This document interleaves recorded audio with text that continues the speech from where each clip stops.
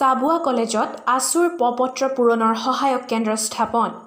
ছাত্ৰ-ছাত্ৰীসকলৰ সুবিধাৰ্থে প্ৰপত্ৰ পূৰণৰ বাবে চাবুৱা আঞ্চলিক ছাত্ৰ সন্থাই DDR মহাবিদ্যালয় আছু গোট আৰু DDR মহাবিদ্যালয় ছাত্ৰ একতা সভাৰ সহযোগত যোৱা 10 জুনৰ পৰা দুটা পৰ্যায়ত 2 জুলাইলৈকে এটা সহায়ক কেন্দ্ৰ স্থাপন কৰে।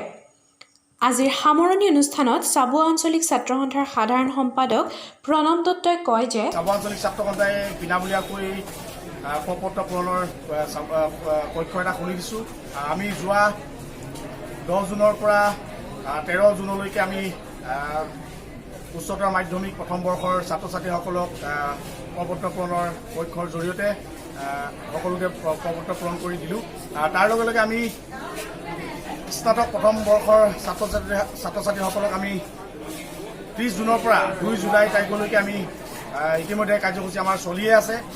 আচলতে যিসকল দুখীয়া ছাত্ৰ ছাত্ৰী আছে, যিহেতু আমাৰ গ্ৰাম্যাঞ্চলৰ প্ৰত্যেকগৰাকী ছাত্ৰ গ্ৰাম্যাঞ্চলৰ ছাত্ৰ ছাত্ৰী, আমি তেওঁলোকক এই কক্ষৰ জৰিয়তে আচলতে যি আমাৰ প্ৰপত্ৰ পূৰণৰ বিনামূলীয়া প্ৰপত্ৰ পূৰণৰ কক্ষ আছে, এই কক্ষৰ জৰিয়তে আচলতে তেওঁলোকে এইকাৰণে লাভান্বিত হৈছে বুলি আমি ধাৰণা কৰিব পাৰিছোঁ। যিহেতু কেফেত গৈ পেলাই তেওঁলোকে 200 পৰা 300 টকা দিবলগীয়া হৈছে। সেই গতিকে এই ব্যৱস্থাটো আমাৰ আচলতে আৰু এটা কথা কওঁ আপোনালোকক, যিহেতু চাবুৱা অঞ্চলত চাবুৱা বজাৰখনত আচলতে এনেকুৱা ধৰণৰ কেফে খুব কম আছে। সেই গতিকে আমি চাবুৱা আঞ্চলিক ছাত্ৰ সন্থাই এই সিদ্ধান্ত ল'লোঁ আৰু আশা কৰিছোঁ আমি চাবুৱা আঞ্চলিক ছাত্ৰ সন্থাই এই কক্ষৰ জৰিয়তে আমাৰ গ্ৰাম্যাঞ্চলৰ যিসকল ছাত্ৰ ছাত্ৰী আছে তেওঁলোকে কিন্তু উপকৃত হৈছে বুলি আমি অনুভৱ কৰিছোঁ।